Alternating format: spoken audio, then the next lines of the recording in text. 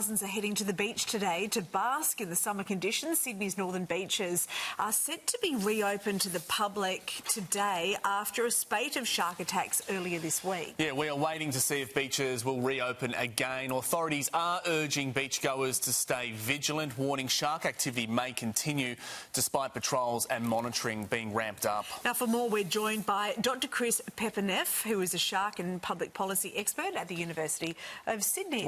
Good morning to you. OK, everyone wants to know, is it even though the beaches plan to reopen, and we've had a couple of people on the text line just asking for clarification on it, they're not open yet, but they plan to.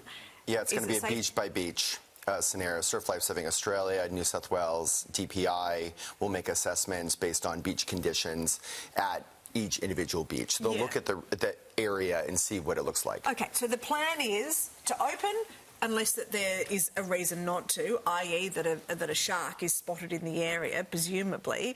Would you be getting in the water? The conditions are getting better, right? The storm has passed. It is important to be mindful, though, that there could still be attractants, right? There still could be bull sharks and other sharks that are in the area. So we do need to do a beach by beach. We need to listen to what people say. If I was getting in the water this weekend, I'd be swimming between the flags, because when you swim between the flags, and we sort of talked about this before, that it creates a disruption, right? It can be intimidating to sharks. They're opportunistic predators. So when people swim together between the flags, that is shark bite prevention, because it's noisy, it can scare the sharks, and they keep their distance. That's one of the reasons why ocean swims tend to be on the safer side. We keep on getting told about the monitoring efforts that are being ramped up. Are you happy with the level of monitoring that is happening? Well, it's not real time. So you monitor, and you're sort of looking at like migratory patterns for 1 out of every 20 sharks, but then there's the other 19 sharks. Yeah. So it's not giving you real-time data. Like if you check the website, it doesn't tell you where the shark is that minute because it's bouncing off the satellite. OK, if we look at what the conditions are like at the moment, you say that they are improving, but still pretty murky in a lot of areas. I mean, if it's murky, you don't go in. And if you do go in, you go between the flags. And if you're surfing, you've got to be especially careful, because like I say, you always want to be intimidating to the shark, right? You don't want to be an opportunistic person. So if I was surfing, I'd probably do an electronic deterrent. I'd think about ways to be more intimidating. Are you talking about those wrists, those wearable things?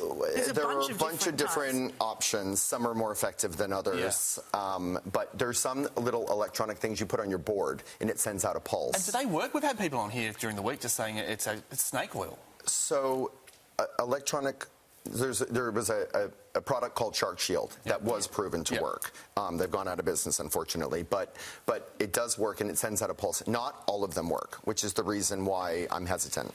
I have heard, and a lot of that we're reading about being shark aware, that if you find that a shark is coming, whether you're able to do this or not, I don't know, but just even pushing its face away. I mean, is that even realistic? What would you say? I'm going to give a hard no on that. Okay, so tell us what would you do? So, if you see a shark, you always want to keep eye contact with it. It can see you. Remember, they're opportunistic predators. Their whole job is to get you when you're not looking. They want the easy bite. So you keep looking it in the eye. You swim backwards toward the shore. Very quickly, I want to get your thoughts on culling and numbers of bull sharks in the harbour. There's been a bit of contention around this, hasn't there? Yeah, I don't like bull sharks. The reason I don't like culling is not because I like bull sharks. The reason I don't like culling is because they don't help prevent shark bites. And when we've done it around the world, I've been to Reunion, I've been to Florida. They do not work. There you go. Chris Pepin-Neff, thanks for your time this morning. Thank you.